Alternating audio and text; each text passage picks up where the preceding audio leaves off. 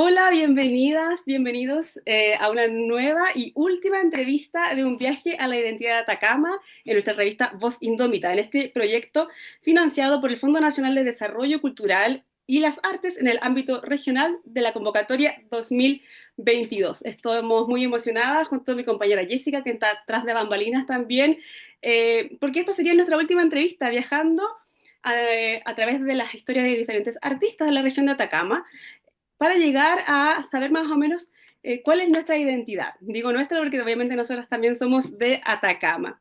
Y en nuestra última sesión nos acompañan las personas a cargo de Cuentos Hundidos. Estos son audiocuentos de Diego de Almagro, así que quiero empezar a contarles un poquito de ellos. Los voy a empezar a presentar. Primero que todo al creador de toda esta historia, que es Guillermo Marambio. ¿Cómo estás, Guillermo? Gracias por aceptar la Gracias por... invitación. Hola Fran, muy bien. Buenos días, buenas tardes ya en realidad. Muchas gracias Sí, por la invitación. Guillermo, si nos puedes contar un poquito también, aprovechando el tiro de ti, cuéntanos un poquito tu rol en Cuentos Hundidos, tu rol importantísimo en Cuentos Hundidos. Sí, bien, yo soy profesor de música, ya acá en la ciudad de Copiapó, y mi infancia la viví en Diego de Almagro, aproximadamente desde los 5 años hasta los 12 aproximadamente.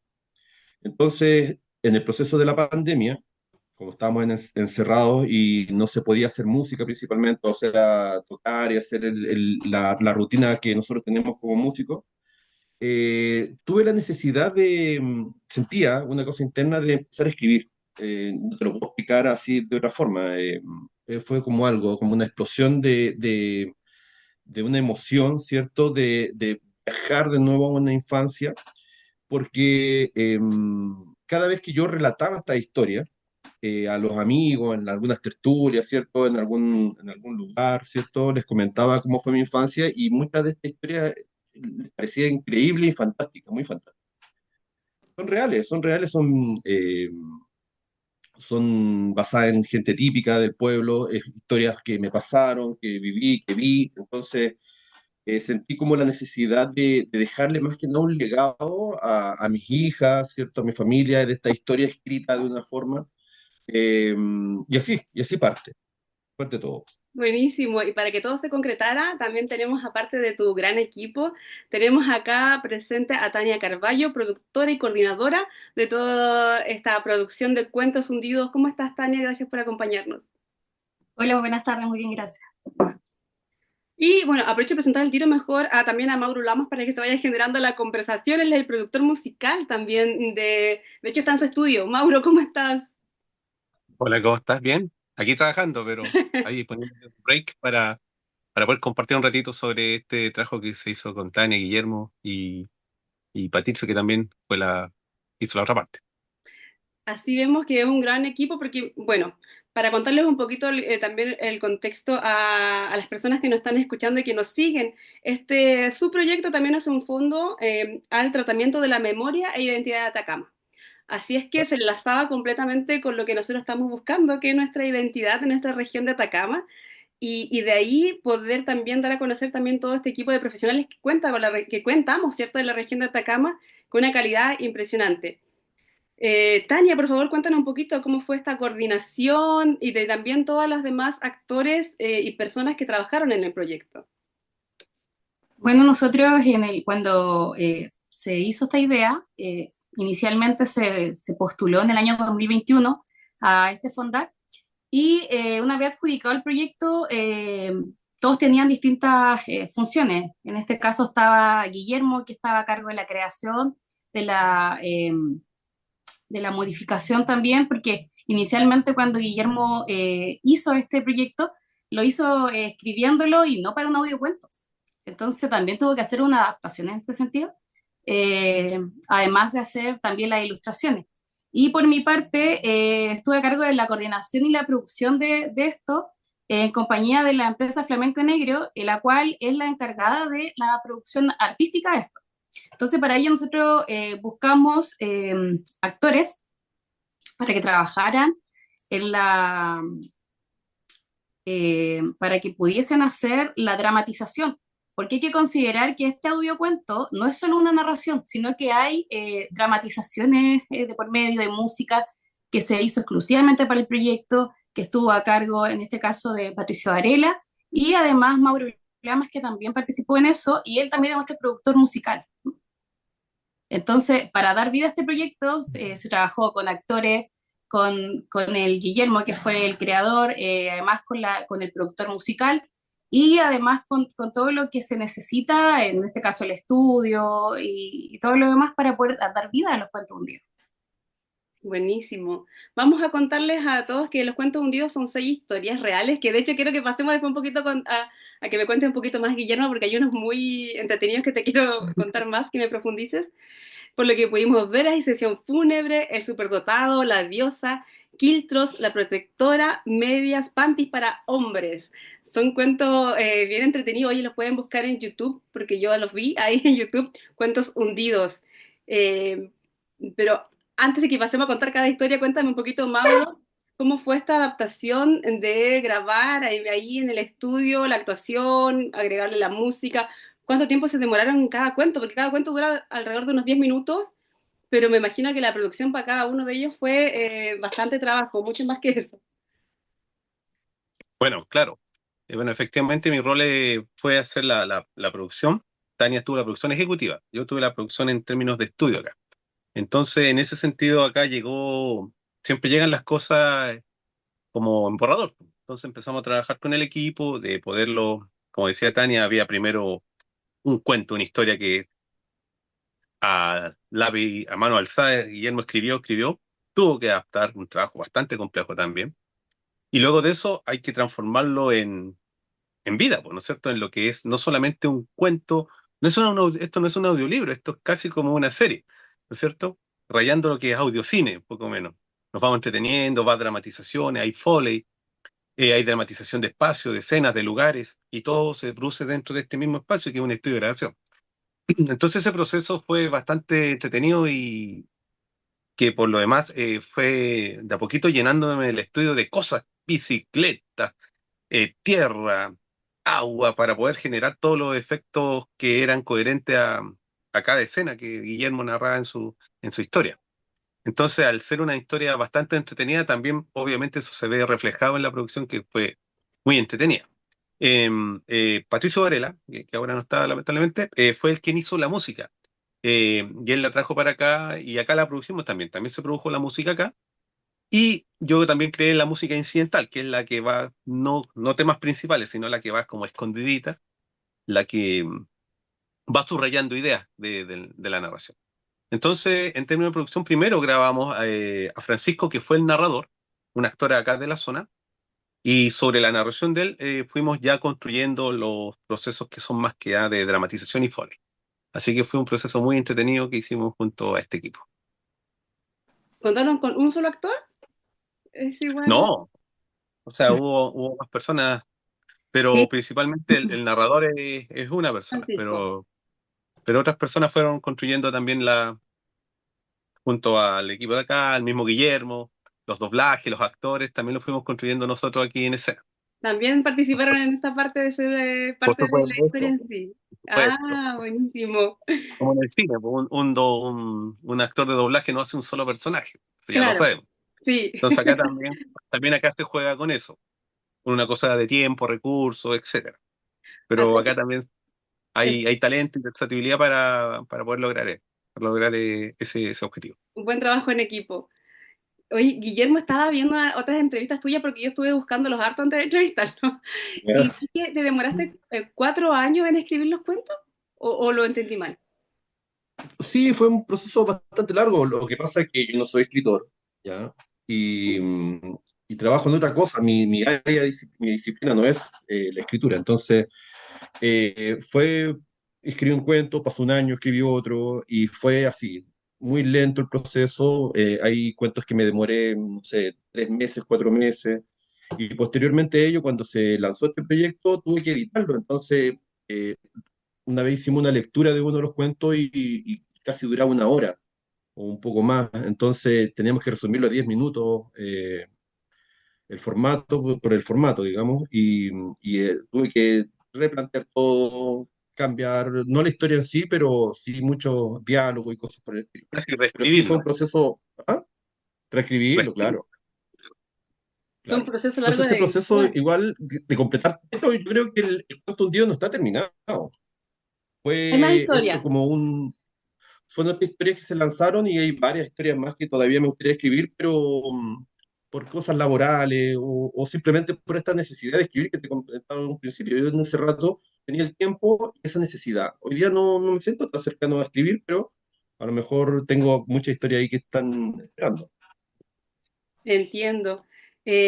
Cuéntanos un poquito. Estas son historias de la vida real, así que me gustó mucho y que me puedas contar un poquito esta historia de los quiltros. Me llamó la atención que era una actividad que, y de hecho no era tan antigua, porque por lo que puedo ver a veces todavía lo hacen actualmente, lamentablemente, las personas. Así que cuéntanos un poquito, ¿tú fuiste parte de esos niñitos que estaban con los perritos o tú viste desde afuera esta historia?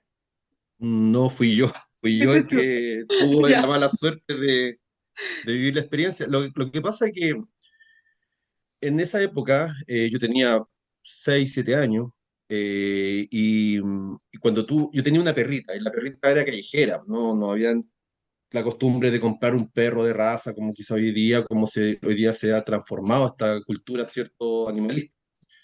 Eh, y la perrita empezó a parir, empezó a tener muchos perritos y no se podía tener todos en la casa. Tampoco, y nadie los quería tampoco. Entonces, desafortunadamente había muchas prácticas muy crueles, ¿cierto?, con los animales que la búsqueda era eliminarlos de tu casa o de donde tú vivías, porque se está llenando de animales. Entonces, tuve la mala suerte de tener que realizar esa actividad contra mi voluntad, yo no sabía, no lo entendía, pero no pude hacerla. Y entonces, ese es como el mensaje de cómo un niño vive una realidad en un pueblo minero de la tercera región en los años 80, ¿cierto? Y con estas costumbres de la sociedad que se planteaban en esa época, y por ahí va un poco el rescate de esta idea de quizás a las nuevas generaciones explicarles cómo se vivía en una época de Chile. Sí, más o menos para que entiendan el contexto la gente que a lo mejor no lo ha visto, era que te habían mandado a ahogar a los perritos bebés y te lo llevaste Al de río, lo que vuelta. pasa es que, claro, es cerca de mi casa, a 300 metros más o menos, pasa el río de Borra. El río de Borra, si, para los que viven en pueblos mineros, por ejemplo, más en el año 80, era un río que era plomo, de puro mineral, de puro desecho Mm. mineral. Ya. Entonces, no era un río como uno se imagina un río así transparente, claro, no, este era un río de desechos tóxicos mineros. Este era Mm. nuestro lugar de juego, ¿me entiendes? Ya. Era nuestro cotidiano vivir, ¿cierto? Era ahí. Mm. Entonces, era un lugar súper tóxico, eh, gracias a Codelco. Entonces, lanzaba hacia el mar, desde Salvador, desde Polillo en realidad, hasta las playas de Cheñaral. Entonces pasaba muy cerca de mi casa. Era nuestro lugar de juego cotidiano. Entonces, muchas cosas pasaban ahí y principalmente este tipo de cosas. Toda la gente iba a dejar a sus animales muertos allá, los tiraba al río, pasaban muchas cosas ahí. Entonces, tuve la desafortunada misión de meter a estos 7 perros en una cajita y tirarlos al río. O sea, en ese proceso, afortunadamente este río es como lava, es como lento, no es rápido. Ya. Entonces pude meterme y sacarlo y rescatarlo. Entonces es algo como un niño, doloroso, traumático, ¿cierto? Ujú. Pero muy real en el contexto de la época. Sí, ¿no? Y como te digo, todavía pasa. ¿Ah? Acá se ven cajas con un Pero, cachorro hoy día mismo acá cerca de una parcela en Vallenar, lamentablemente. claro. Sí. Y te lo llevaste a tu casa y ¿qué te hicieron? ¿Te retaron? ¿Cómo fue ese final? No, los dejé en la casa de una señora. Ya, Golpeé, los dejé en la casa, golpeé y me arranqué. te arrancaste. Ya, Porque no sí, podía volver con los perros a la casa. sí. Pero no tampoco claro, y tampoco podían tener ese final catastrófico. Claro, Oye, tampoco podía tener ese final tan terrible. tan terrible, qué bonito final. Y ustedes, chiquillos, Tania, Mauro, ¿cuál de las historias que contó Guillermo les hizo sentido o les quedó ahí retumbando? Que nos cuenten un poquito. Bueno, en lo personal, con Guillermo, más allá de tener una relación profesional, también tenemos una relación de amistad.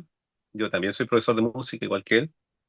Y, y esta historia él también las contaba en nuestras conversaciones de amigos, en nuestras juntas, ¿no es cierto? Y de alguna otra manera era muy entretenida escucharla. Creo que en ese contexto también nace ahí eh, motivarlo para que, oye, algún día esto se podría transformar en algo concreto, en un libro, ¿no es cierto?, en algo físico, pero en esta ocasión resultó en un material podcast, que es que el que hoy día está disponible para que sea consumido en cualquier parte. Entonces, perdón. Todo esto fue bastante entretenido, muy entretenido. Poder esas historias que eran de conversaciones de amigos, poderlas traer aquí de alguna manera, producirlas, eh, a mí me produjo una gran satisfacción. Y hasta el día de hoy sigo disfrutando de esos cuentos al escucharlos. Me imagino que sí, de hecho, una que también mi compañera Jessica, ella va a hacer una crónica también al respecto de esto, me dijo especialmente que les preguntara sobre este cuento de medias panties para hombres. Este cuento, Guillermo se debe hacer responsable de esa.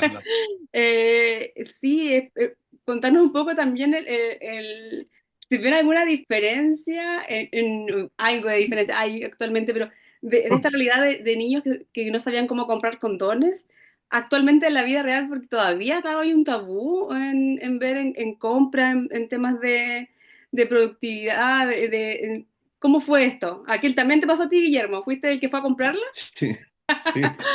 Sí, bueno, ya no suelo comprar, pero no sé si pasará ahora. No, hoy día ya es un tema mucho más No, pero abierto, no más las pides como fácil. panties para hombres. Claro. No, no, no. Pero en una época teníamos que pedirlo así. Ya. Lo que pasa es que en el pueblo, en el centro del pueblo, había un negocio, el típico negocio del este caballero, ¿cierto? Que era muy conocido. En el pueblo se llamaba Castrito, lamentablemente ya fallecido. Pero era un viejito bonachón, simpático, picaresco, con mucha, siempre con la talla, con la buena disposición. Entonces, claro, nosotros habíamos escuchado con mis amigos que nosotros estábamos entrando a la pubertad y teníamos todo el despertar sexual, ¿cierto? Y queríamos conocer y saber. Entonces, fue todo un proceso de planificación de cómo comprar y conocer un condón, que era lo que había que descubrir. Entonces, la historia se basa en eso. Y, y lo gracioso es que Castrito, que la persona el único lugar que podíamos acceder a comprar, que era un negocio, nos pedía que, como una palabra clave, que lo tratáramos en clave, no dijéramos el nombre del botón así tan abiertamente, porque quizás, no sé, se puede perfilar su negocio, no lo sé. Entonces, la palabra clave era medias panties para hombre, que era como, claro, era como el mismo utensilio de la mujer, pero para el hombre que eso significaba el condón. Entonces, ahora como adultos uno lo analizamos y lo encontramos súper gracioso, pero en la época era como normalizado, ¿no? Para nosotros era así como, era una media pata de hombre, nada más. Me Entonces, de imagino. ahí nace, claro. La búsqueda también de este cuento es también reconocer a estos personajes típicos del pueblo que ya no existen, que ya no están, que hoy día solamente son vestigios del lugar donde existía, que era un centro puntual de mucha concurrencia de gente en el pueblo, que hoy día ya no existen, no están. Y traerlos, digamos, de vuelta desde la memoria, ¿cierto? Y un reconocimiento también a lo importante que fue para una época o una generación. Esas personas. Sí, me imagino que todos se van a recordar. Sí, de hecho, en los barrios siempre había una persona que era la encargada del almacén, que todos conocíamos y le teníamos mucho aprecio.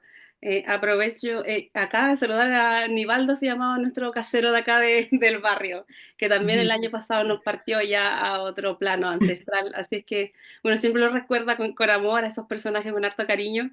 Parte de la vida, del día a día de uno que iba todos los días con ellos. Sí, es cierto Claro. que sí. Bueno, y hay muchas otras historias entretenidísimas. Tania, cuéntanos, ¿alguna que te haya resonado también a ti? A mí varias en realidad, porque como lo contaba Mauro, muchas veces Guillermo contaba la historia mientras estábamos carreteando, entonces eran chistosas las historias, pero en la producción propiamente tal, para mí la diosa fue graciosa. O sea, el contexto de la historia, pero además la dramatización de cuando entran a la sala, eso yo creo que fue muy, muy gracioso. Y en sí, la protectora también cuando va contando la historia de lo que le pasó a la chica. Entonces, y ese grito que pasa ahí es desgarrador. Entonces yo creo que si bien todas las historias tienen nosotros al menos que estuvimos en la producción, todas tenían su encanto, pero en sí yo creo que en nivel de dramatización fue el grito de la chica, que fue terrible, espantoso, y la producción de la diosa, que fue muy graciosa. En sí, el dramatizar, porque ese era mi primer audiocuento. Mauro ya había tenido otro audiocuento, pero era mi primera vivencia en audiocuento, entonces eh, fue, como te digo, como gratificante ese momento, porque era hacer muchos estudiantes, interacción entre ellos, y la historia en sí igual era graciosa dentro de todo lo que le pasó a ese chico. ¿Y todavía seguirán sucediendo situaciones paranormales en la escuela? ¿Todavía está esa escuela o no? Sí, es la escuela antigua en número 5 de Diego Almagro, donde yo estudié ¿Ya? en la básica, en la enseñanza básica. Hoy día se llama Aliro Lama Castillo. Es una ¿Todavía pasará? escuela totalmente diferente. Nosotros lanzamos cuando lanzamos el audiocuento, los cuentos hundidos los lanzamos en la escuela de Diego Almagro. Hicimos la Mm, presentación de lanzamiento allá. ya. Entonces fue para mí también súper gratificante, emocionante volver a mi escuela a contar estas historias que pasaron también ahí. Claro, hoy día la escuela no es la escuela que yo estudié, la derrumbaron, la echaron abajo y la construyeron de nuevo. Pero como se cuenta en el cuento, cuando construyeron esa escuela, sacaron a la nimita del centro de la escuela y la pusieron en un lugar alejado de la escuela. Y cuentan los más antiguos de la escuela, de los profesores, directivos, que la nimita en la construcción molestaba, porque las máquinas en la noche se sentían ruido y molestó tanto que tuvieron que pescarla y ponerla de nuevo adentro. Me Ah, contaba el director actual de la escuela que cuando construyeron de nuevo la escuela, hicieron el mismo proceso. Sacaron la nimita porque el plano contemplaba ahí una escalera, contemplaba algunas cosas que no podía estar la nimita. Entonces la sacaron y la pusieron de nuevo afuera. Ocurre el mismo proceso. También empezaron a causar cosas extrañas en las noches, mientras estaban construyendo, los serenos ya no se quedaban, no les gustaba. Entonces, también sigue, creo que, la misma situación. la situación. Miren, nos quedan 5 minutos de grabación, chiquillos, pasó súper rápido la entrevista. Como les comentaba, las entrevistas siempre son como cortitas, porque también queremos dejar enganchadas a las personas que nos están escuchando, que vean estas historias, que la vean completa. Así que cuéntanos un poquito para poder ir cerrando. ¿En qué proyecto está cada uno de ustedes y en dónde los podemos seguir, dónde podemos seguir su trabajo artístico también? ¿Quién- Mauro, Bueno, bueno, en este momento yo trabajo aquí en Pimento Studio, que es nuestro estudio de grabación, en donde se producen discos, historias, audiocuentos, música por encargo, etcétera. En este momento estamos cerrando un disco de un artista de Tierra Amarilla, Simplemente Luis, un disco romántico. También estamos cerrando un disco que es de la Fundación Renovarte, que se llama Nostalgia Tacameñas, obras originales para orquesta y coro. Eh, y también estamos pronto a terminar el disco de la agrupación folclórica Chañarcillo, que cumple bastante años de gestión acá en la zona haciendo su música folclórica. Y ahora estamos entrando en un ese nuevo audioserie que es junto a Tania, que es basado en el terremoto de 1922 acá en Atacama. Así que va a ser también un trabajo bastante entretenido que se va a realizar y partimos hoy día en la noche ya con eso.